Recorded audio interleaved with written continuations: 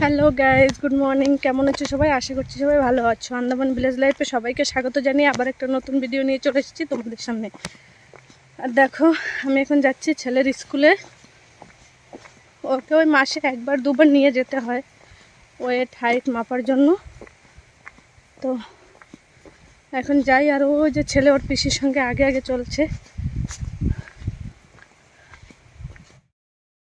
দেখো, ওই দেখা যাচ্ছে লাল ছাতা, আগে আগে ওরা যাচ্ছে আর আমি এই যে পেছনে পেছনে যাচ্ছি। তো চলো যাই, তারপরে আবার দেখা হচ্ছে। তো দেখো, এখানে আমরা স্কুলে পৌঁছে গিয়েছি আর সবাই বাচ্চা নিয়ে এসেছে। তো দেখতেই পাচ্ছ, এখন এখান থেকে হয়ে গেলে তারপরে যাব ঘরে। আর এই দেখো, এই বছরের প্রথম কুল খাওয়া আমাদের। গাড়ি বের করেছি, এখন ওই যে ছেলে ওখানে দিদির কোলে দাঁড়িয়ে আছে, এখন গাড়িতেও বসবে। পাপা, কে বসবে গাড়িতে? খুশি দেখো ছেলের। তো ছেলেকে নিয়ে এখন একটু এই সামনে ঘরের সামনে থেকে একটু ওকে ঘোরাবো, নাহলে ওর আবার বিকেলবেলা ভালো লাগে না। তো একটু সাইকেলে বসবে, তাই সাইকেলটাকে নিয়ে একটু বেরোলাম। আর আমার ভাসুরের মেয়ে আমার ভিডিও করে দিচ্ছে, দেখো ক্যামেরাটা ভীষণই লড়াচড়া করছে। ও তো ছোটো, এখনও বোঝে না, তো যেটুকু পেরেছে সেটুকু করেছে। আর আমি কুল নিয়ে এসেছি বাইরে, তো ওকে একটু দিচ্ছি খেতে।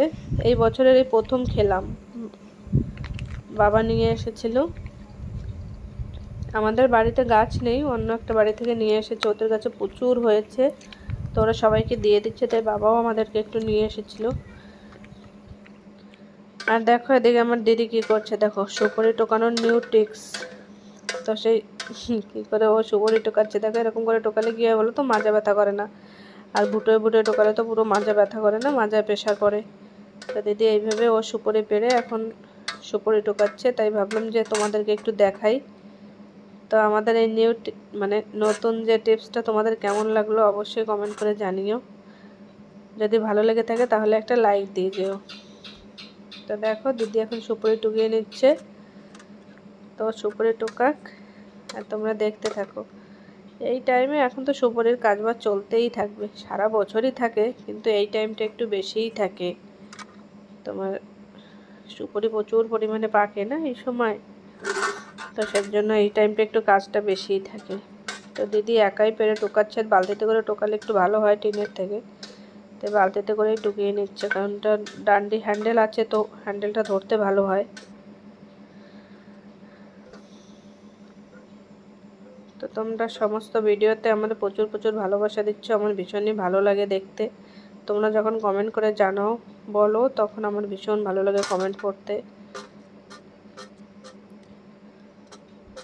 আর একজন দাদাভাই বলেছে সুপারির ব্যাপারে কিছু বলতে, অবশ্যই বলবো, সেই ব্যাপারেও ভিডিও বানাবো।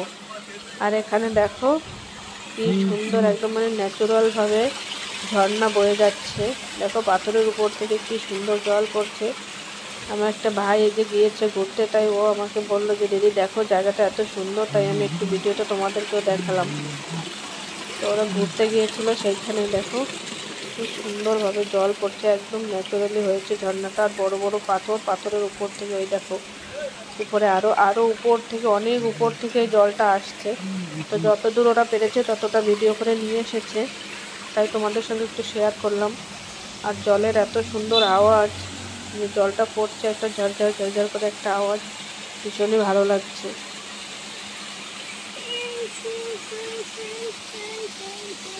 ভিডিওতে দেখতে এতটা ভালো লাগছে, না জানি সামনে থেকে কতটা ভালো লাগবে। তো চলো আজকে আমার ভিডিওটা এই পর্যন্তই। আমার ভিডিও যদি তোমাদের ভালো লেগে থাকে তাহলে আমার চ্যানেলটাকে লাইক করে একটা সাবস্ক্রাইব করে দিও। আর দেখো এই ঝর্ণাটা কিন্তু রাস্তা থেকে বেশি দূরে নয়, দেখো রাস্তার পাশেই আছে। তো রাস্তার উপরেও মানুষ বসে আছে এখানে দেখার জন্য। দেখো আগে দেখলে রাস্তার একদম কাছেই এখানে জায়গাটা। তো চলো আজকের মতন ভিডিওটা এই পর্যন্তই রাখছি। সবাই ভালো থেকো, সুস্থ থেকো, সাবধানে থেকো। সবাইকে টাটা, বাই বাই।